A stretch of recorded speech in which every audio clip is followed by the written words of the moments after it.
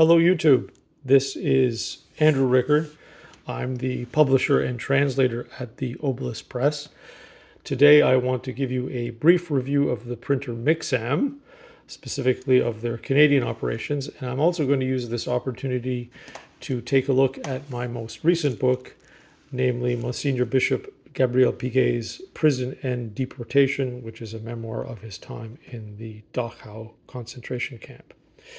All right, first to Mixam. Up until now, I've been using Ingram's Lightning Source and Lulu to print copies, proof copies of my books. If you check one of my earlier videos, you'll see that I was not particularly impressed with the results I got from Lulu.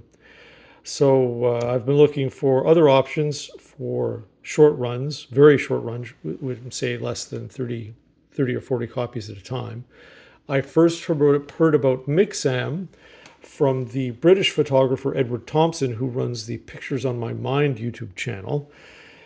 He seemed quite happy with the results he got in the UK. I noticed that Mixam has a Canadian branch, so I decided to give them a try. Overall, I'd say I was quite pleased with the process, the price, and the final results. I won't bother getting into file preparation and the upload process, since I think Edward's already gone into that in some detail on his channel. One thing I do want to point out is that Mixam allows you to run your exterior margins much thinner than Ingram does. Ingram insists on a 1/2 inch outside margin on around all of the text, whereas Mixam only requires a 1/4 inch margin on the outside. It requires a 1/2 inch on the binding side. So this allows you to squeeze a little bit more text, and I think it looks better than having a lot of white space above the header. With the price of paper today, if you can squeeze a little bit more text on, have fewer pages, it's probably worthwhile. I normally print my books in either digest or trade format, so that's 5.5 by 8.5 or 6 by 9 inches. I decided to try the pocketbook size this time, and I'm pretty pleased with the result. This is printed on 60-pound recycled uncoated paper. I used their pocketbook format is 4.25 by 6.87 inches.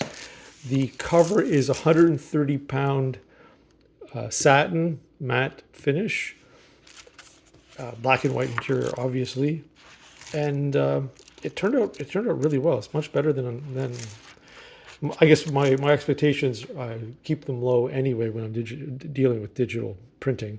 I use quite a chunky font that I think shows up. It compensates for some of the washed out look that you sometimes get when you're using digital short run printing.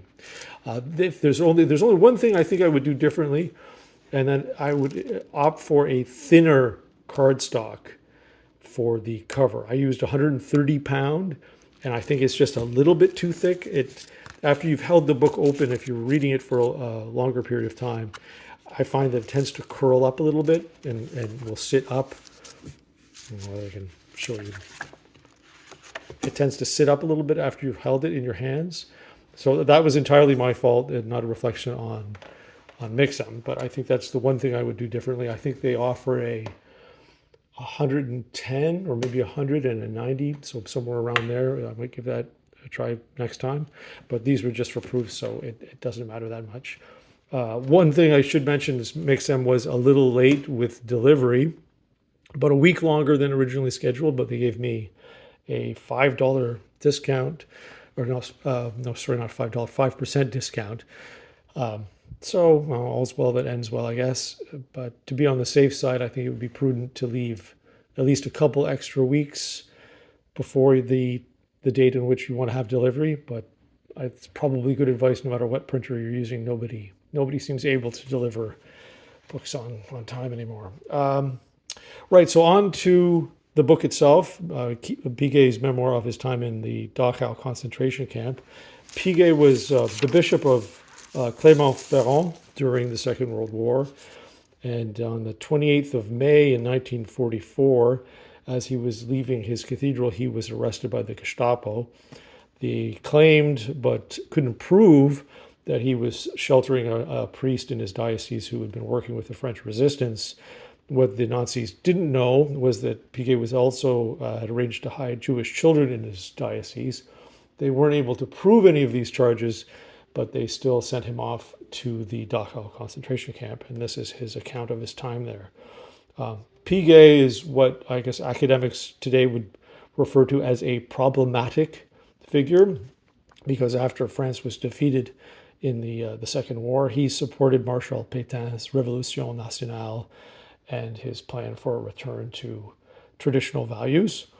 That's not to say that Piguet was any fan of the Germans.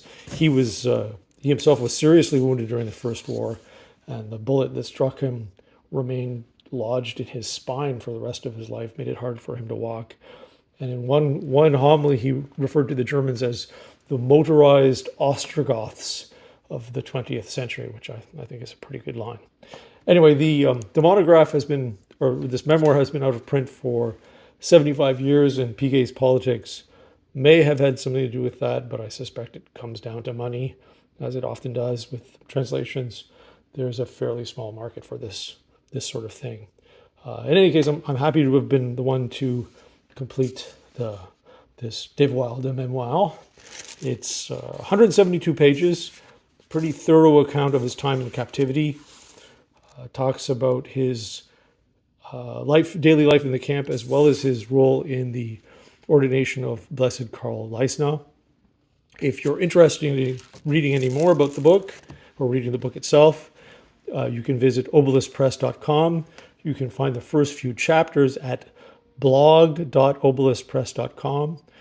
The book itself will be available for purchase on the 12th of August 2024, for $12.85 US.